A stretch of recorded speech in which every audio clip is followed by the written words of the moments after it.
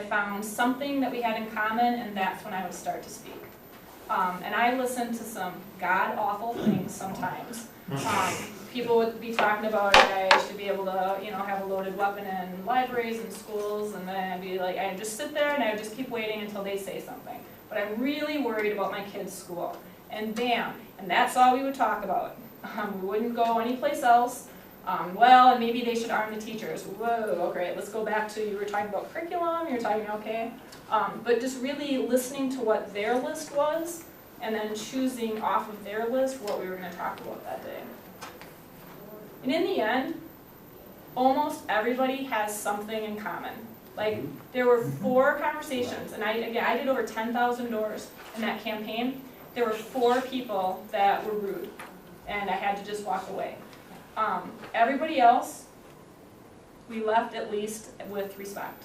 I remember one woman was like, I'm a Republican, I'm voting for the person you're running against. Okay, that's fine, you know, thank you for your time today. I'm like walking away, and she was older, and she's like leaving her house, and she's like following me down the side, but I'm really glad you came to my house, I really think that's great, and I really like some of the things that you're saying, I'm just not going to vote, you know, and they kept following me. I was like, you know, that's all right, you know, you have to have at least 2 people on the ballot for it to be democracy, right?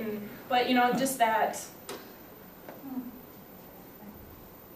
There's some remarkable things that can come out of a candidate and initiative, you know, like you see from the lady in front of you.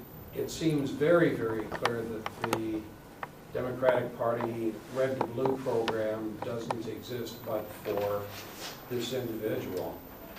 I spoke kind of facetiously about, you know, spare time as county chair. I've been spending an enormous number of hours relative to messaging, advertising, all over the place.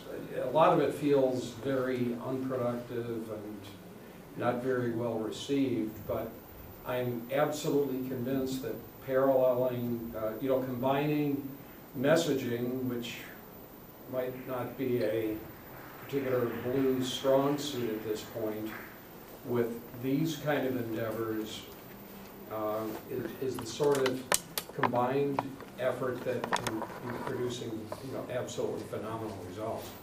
Just one very little anecdotal comment from one of our several-time assembly candidates.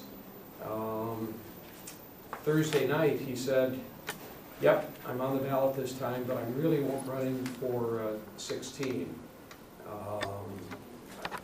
He was, you know, I'll paraphrase his words, but I know who's going to be our top of the ticket, and clearly he was referring to Hillary Clinton, and he said, and I plan on riding her coattails into the state assembly. I'm well enough known, I've done enough, you know, doors, I'm going to be pounding like crazy, and this is 214, but I'm working on my 2016 victory lap.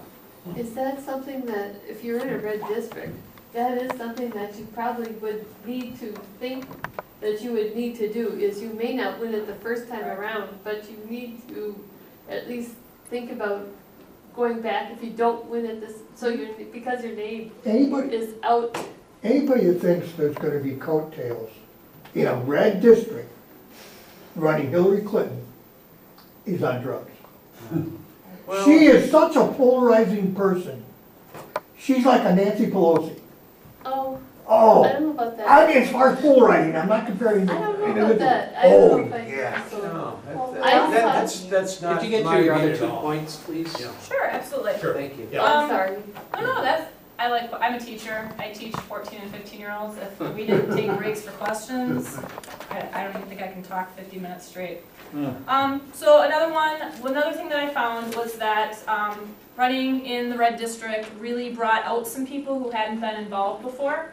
I had a group, this is going to be very shocking, I'm sure, but the group that came out the strongest for my campaign were women, and especially moms, and especially single moms. And I had this group of women who became kind of like the core, a core for me. They did my commercials, they watched my kids, they really, they'd help me with my events, they'd come along with me, take notes for me, and then they really, I don't know, gave me a base for my campaign. And it wasn't really until halfway through that we had this really interesting discussion.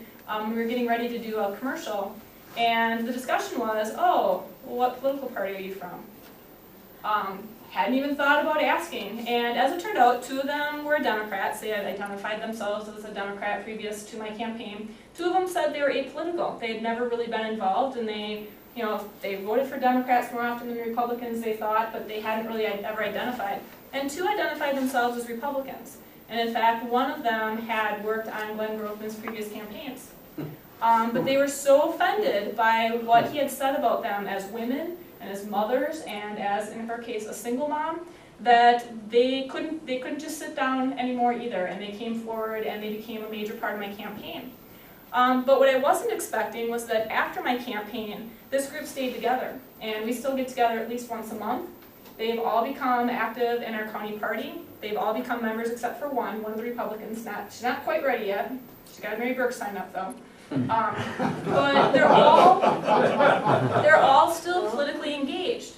And had a woman, I think that me being a woman helped, but had there not been a candidate, especially a woman, who stood up to Glenn Grothman and said, I'm not putting up with this anymore, seeing one person do that, I feel like really pulled out other people who said, hey, if she can do it and if she can say this, I can start standing up and saying it too. And our county party really grew during that campaign. In part for mine, in part because the Obama campaign brought people in part because Tammy's campaign brought people in. But again, that's part of having the organization there so that they could join it. And my last point we've already kind of talked about is that I strongly feel, and this has become my thing in politics, is that I strongly feel that the red districts is where the most potential is. The work in Dane and Milwaukee County is important. We do have to keep turning out that vote. I don't think it's a one or the other, but to me the potential is in the red districts. Every time I tell people who do doors with me, hey, every time you get a Republican to vote for me, that's a 2-point switch. Because that's a vote for a Democrat, and that's not a vote for a Republican anymore, because that was the habit. When I would do doors, I'd have people say, well, I'm a Republican, and I'd say, hey, I'm really interested. When did you make that choice? Like, when was that? When did you decide that that's what you were? Well, my dad was a Republican, and my grandpa was a Republican, and I guess I just figured I was a Republican. And again, you take that deep breath, and it's like, hey, I'm not here to judge. Why would this be? Well, 75% of the voters in the van, that's the voter access file that the party has, 75% of them were no data. We'd never called, we'd never dropped literature, we'd never knocked on their door. Well, how would someone ever think that they're not a Republican if everyone in their house is, and their grandparents are, and their uncles are? Why would they ever think they were anything but a Republican if we've never made contact with them? We've never given them another way to think. And so again, to me, that's where the potential is, because we haven't been there before. We haven't knocked on that door, and we haven't set out that piece of literature. And so that, to me, is where the turnover is. All right, questions from you? Are you going to run again? Yeah, I always get that one. I asked her earlier, too. Not right now.